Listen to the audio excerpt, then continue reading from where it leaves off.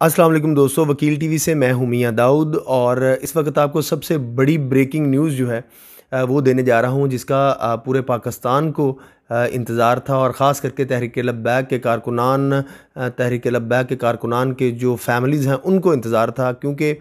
इस वक्त तकरीबन रात के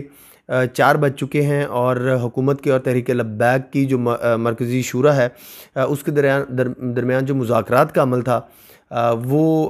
तवील अरसे तक जो है तवील घंटों तक जो है वो जारी रहा। कम से कम 7 से 8 घंटे ये मुज़ाकरात जो हैं वो चलते रहे हैं। और अब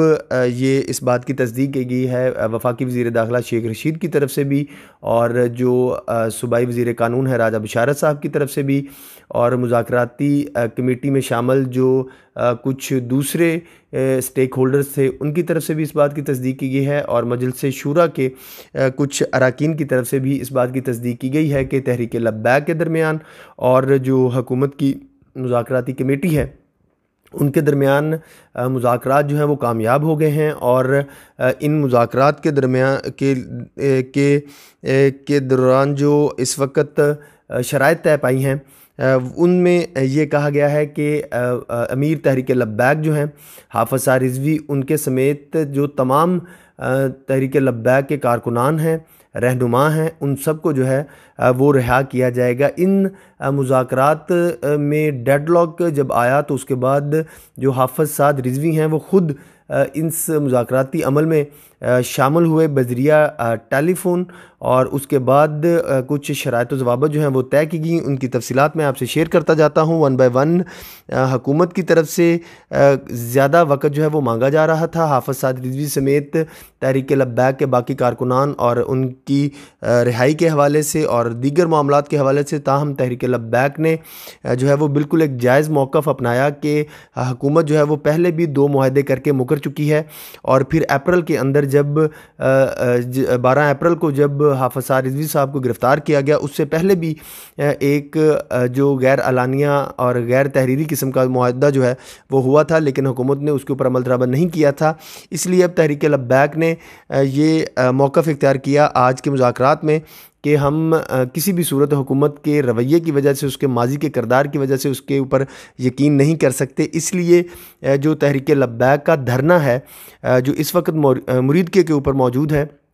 और वहाँ पर रोक दिया गया था, चूँकि मुज़ाकराती अमल में बड़ी मुस्बत पेशरफ्त हो रही थी, तो तहरीक लब्बैक की तरफ से कहा गया है कि जब तक हुकूमत इन शराइत के ऊपर जो है वो अमल दरामद नहीं करती तब तक तहरीक लब्बैक का ये धरना जो है वो बिल्कुल वहीं अपनी असल सूरत हाल में मौजूद रहेगा। ताहम जो सड़कें हैं उनको बंद नहीं किया जाएगा। जीटी रोड के ऊपर जो कारकुनान हैं वो सड़क बंद नहीं करेंगे, बल्कि उसी मुरीदके के पड़ाव के ऊपर जहाँ पे इस वक्त धरना दिया गया है वहाँ पर जो पुरअमन तरीके से सड़क के किनारे के ऊपर जो है वो बैठेंगे। और ये बिल्कुल वैसे ही जैसे मस्जिद रहमतुल्लाह आलमीन के बाहर आज से 10 दिन कबल जो है वो तहरीक लब्बैक के कारकुनान जो हैं वो पुरअमन अंदाज के साथ मुज़ाहरा कर रहे थे, वैसे ही वो मुज़ाहरा जारी रखेंगे। और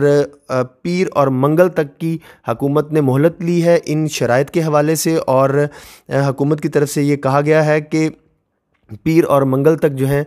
हाफ़िज़ साद रिज़वी जो हैं वो भी रिहा कर दिए जाएंगे, और उनकी जो नज़रबंदी का मामला है वो ख़त्म कर दिया जाएगा, और उनकी जो नज़रबंदी के हवाले से रेफरेंस वफाकी नज़रसानी बोर्ड में ज़ेर समात है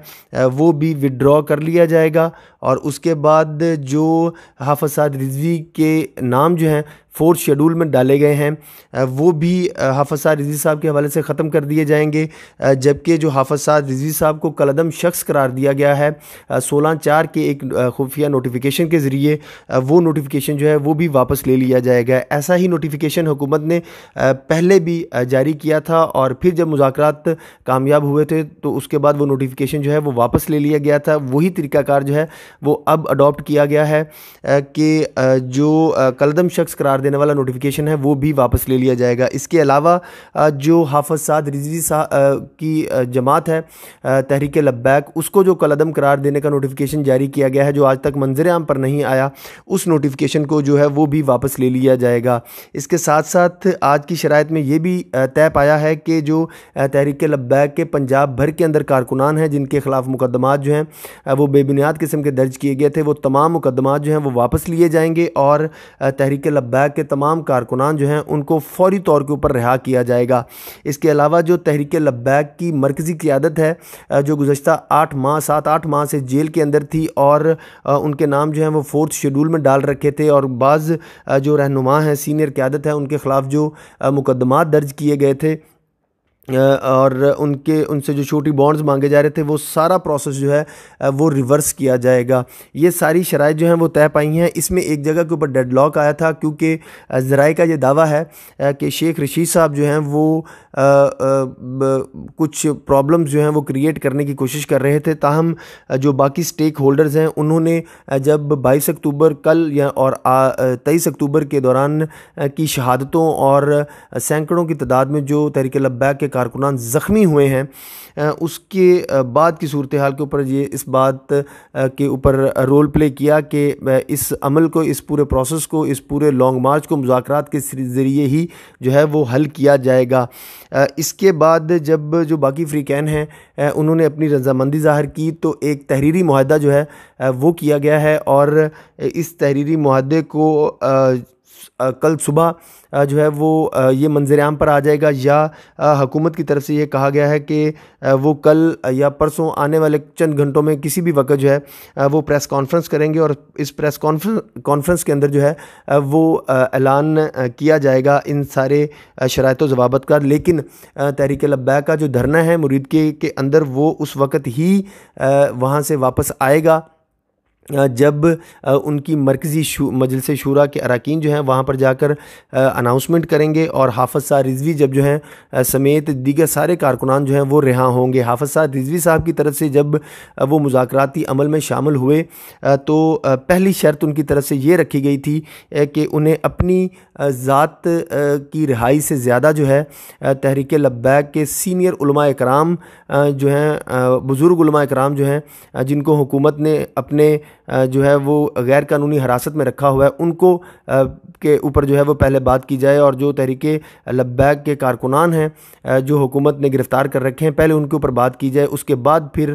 حافظ سعد رضوی کی نے کہا کہ جو میری نظر بندی ہے یا میری رہائی کا معاملہ ہے اس کے اوپر بات ہوگی۔ پہلے جب حکومت نے اس کے اوپر کانسینٹ اپنی دی، رضامندی ظاہر کی کہ وہ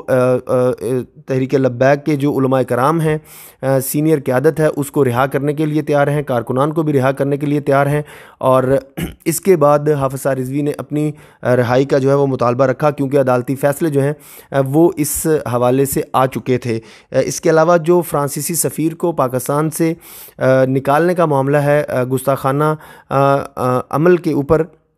اس کے بارے میں یہ طے پایا ہے کہ جو حکومت نے پرانا معاہدہ کیا تھا جس کے تحت جو تحریک جو حکومت ہے وہ فرانسیسی سفیر کو پاکستان سے نکالنے کا معاملے کو پارلیمنٹ میں لے کر جائے گی، اور اس کے اوپر ڈیبیٹ ہوگی، اور پھر پارلیمنٹ جو بھی فیصلہ کرے گی اسے تحریک لبیک جو ہے وہ منظور کرے گی، قبول کرے گی۔ یہی بات پہلے بھی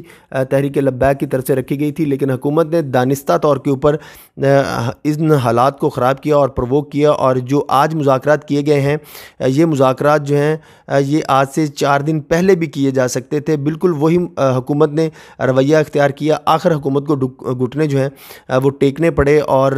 جب ساری شہادتیں ہوں گی، سینکڑوں کارکنان جو ہیں وہ زخمی ہو گئے، درجنوں کارکنان جو ہیں وہ معذور ہو گئے۔ ریاست کی طرف سے جو بدترین طاقت کا استعمال کیا گیا 22 اکتوبر کو اور 23 اکتوبر کو، اس کی وجہ سے تو یہ ایک انتہائی غیر ذمہ داری کا مظاہرہ کیا حکومت نے۔ بہرحال اب یہ عمل جو ہے وہ مذاکرات جو ہیں وہ کامیاب ہوئے ہیں، اور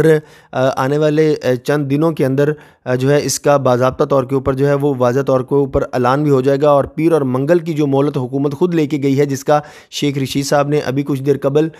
کچھ چینلز کے اوپر جو ہے وہ اطرافی بیپر دیا ہے، اپنا بیان دیا ہے، اس سے حکومت کی نیت جو ہے وہ بھی پیر اور منگل کے روز جو ہے وہ واضح ہو جائے گی۔ جو تحریک لبیک کے دھرنے کی واپسی ہے اور مرکزی شورا کی طرف سے اعلامیہ ہے، اور جو یہ معاہدہ منظر عام پر آنے والا معاملہ ہے، یہ بھی اتوار کی صبح تک یا اتوار کی شام تک اور منگل کی صبح تک ایکسپیکٹڈ ہے کہ یہ بھی منظر عام پر آ جائے گا۔ اس حوالے سے جو بھی اپڈیٹ ہوگی وکیل ٹی وی سے اس اپڈیٹ کو ضرور اپڈیٹ کیا جائے گا تاکہ پاکستان کے عوام اور تحریک لبیک کے کارکنان جو ہیں ان تک مصدقہ خبریں جو ہیں وہ پہنچتی رہی ہیں۔ تب تک کے لیے اجازت دیجیے۔ پاکستان زندہ باد۔